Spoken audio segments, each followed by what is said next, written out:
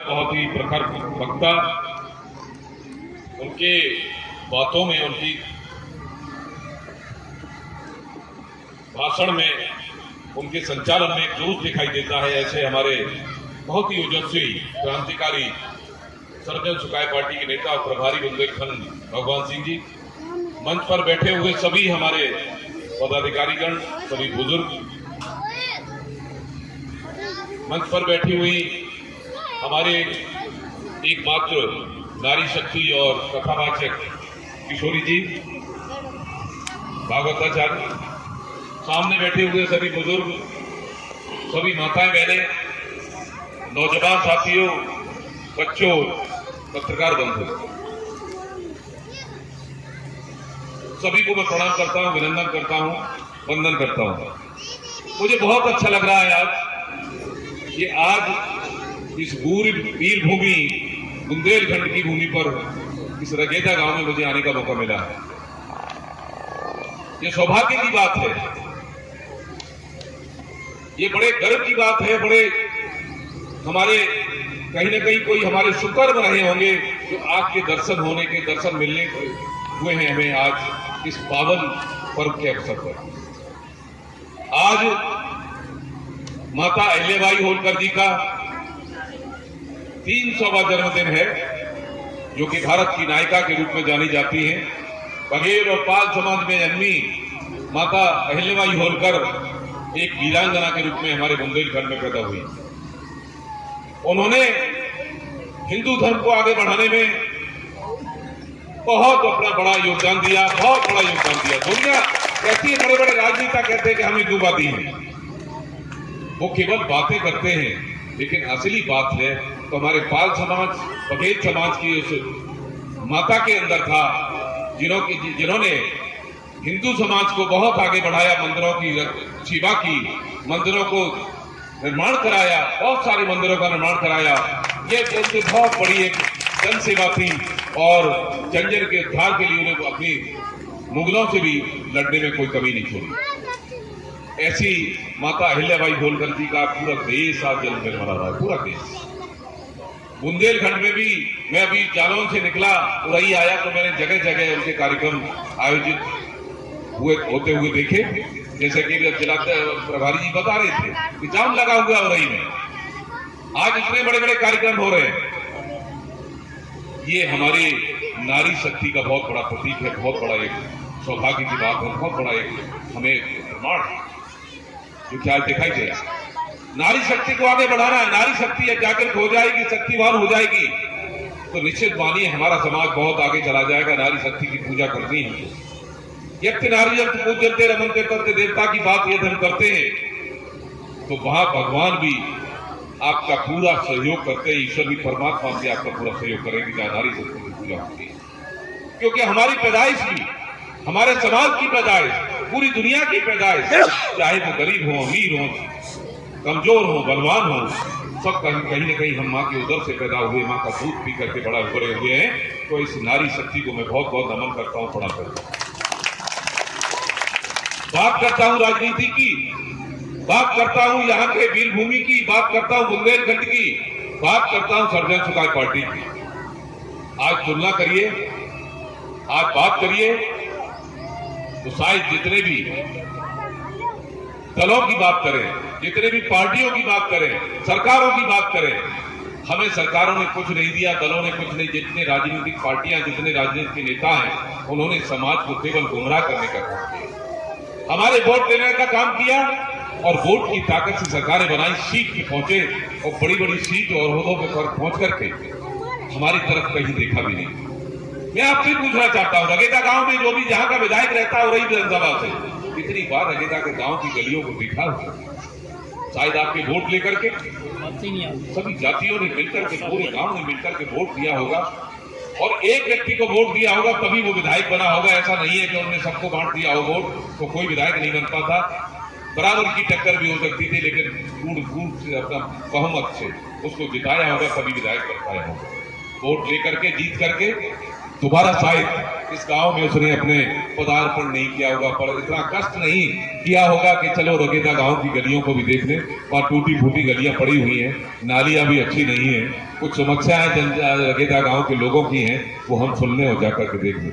ये आपके गांव की, आपकी विधायक की बात नहीं है, ये पूरे देश की स्थिति है, ये पूरे देश के राजनेताओं की स्थिति है, ये पूरे प्रदेश के राजनेताओं की स्थिति है। चाहे वो मुख्यमंत्री के पद में बैठा हुआ हो, चाहे वो माननीय प्रधानमंत्री के पद में बैठा हुआ हो, चाहे वो मंत्री हो, चाहे वो विधायक हो, चाहे वो सांसद हो। सर्वजन सुखाय पार्टी का जन्म केवल इसलिए हुआ, माननीय श्री प्रसाद यादव जी राष्ट्रीय अध्यक्ष महोदय को मैं धन्यवाद देना चाहता हूं कि उन्होंने ऐसी पार्टी को जन्म दिया, ऐसी पार्टी का निर्माण किया जहां किसी जाति और धर्म और मजहब की बात नहीं की जाती। प्रत्येक जाति चाहे किसी भी वाल्मीकि समाज से हो, जाटव समाज से हो, यादव समाज से हो, पाल समाज से हो, लोधी समाज से हो, धोबी समाज, किसी भी जाति से हो, एससी हो, बीसी हो, ओबीसी हो, एसटी हो, अल्पसंख्यक हो, माइनॉरिटी समाज से हो, किसी भी समाज की बात करें तो हमारी सर्वजन सुखाय पार्टी के दरवाजे हमेशा खोले हुए।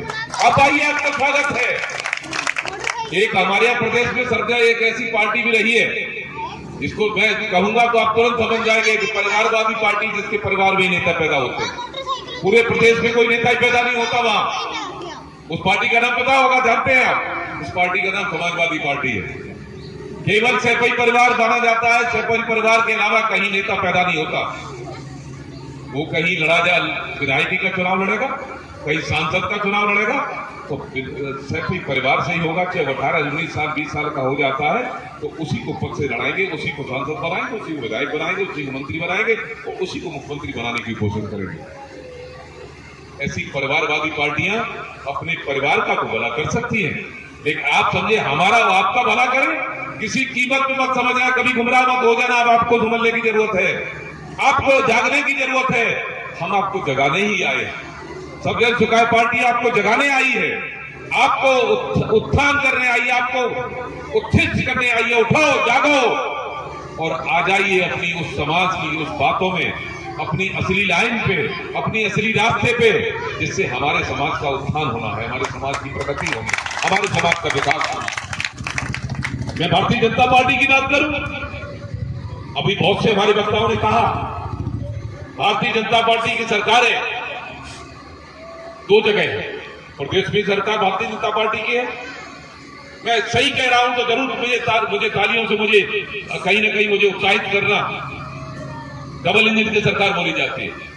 यहाँ के नेता, हमारे माननीय प्रधानमंत्री, माननीय मुख्यमंत्री, जितने भी नेता बोलते हैं भारतीय जनता पार्टी के, वो डबल इंजन की सरकार बोलते हैं।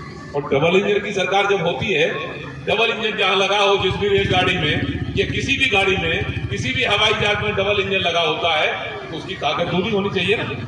दूनी ताकत होती है, दूनी रफ्तार होगी, दूनी काम करने का क्षमता होगी उसके अंदर।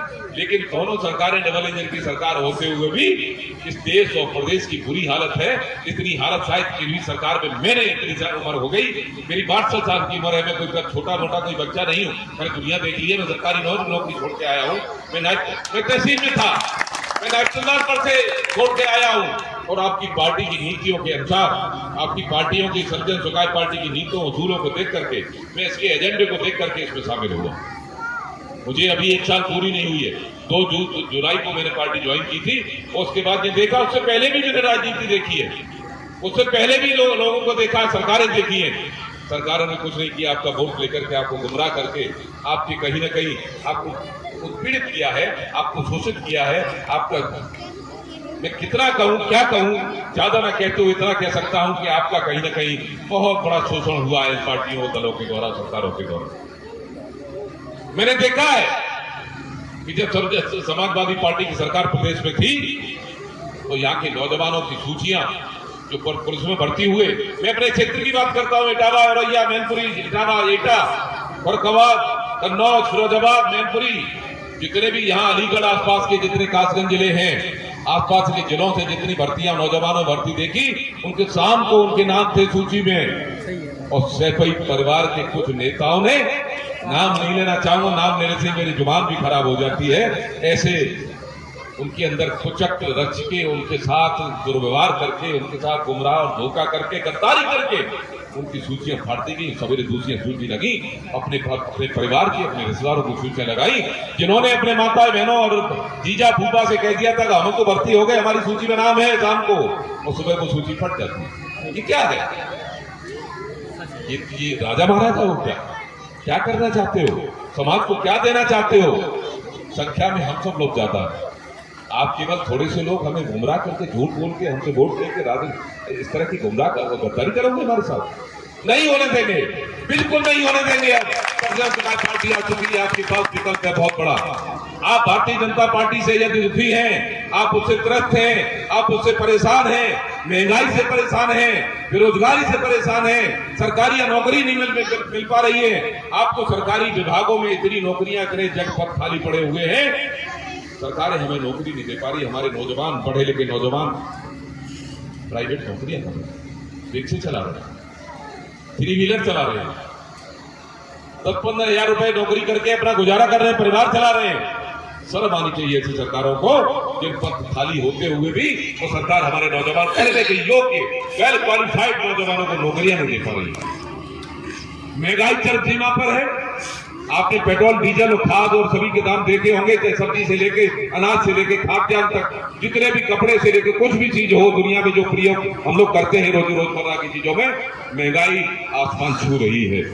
आपने देखा होगा जब किसानी की बात आती है, किसान जब खेत में जाता है अपना अन्न पैदा करने के लिए, कुछ फसल बोने के लिए, जब खाद की आवश्यकता होती है, यही भारतीय जनता पार्टी की सरकार हमारे किसानों को लाइन लगवा देती है, लंबी लंबी लाइनें लग जाती है, कतारें लग जाती हैं। और जहां 10-20 बोरी की आवश्यकता है, वहां हो सकता है आपको 5 बोरी मिल पाए, 2 बोरी मिल पाए, वो भी बड़ी सिफारिश से मिल पाए।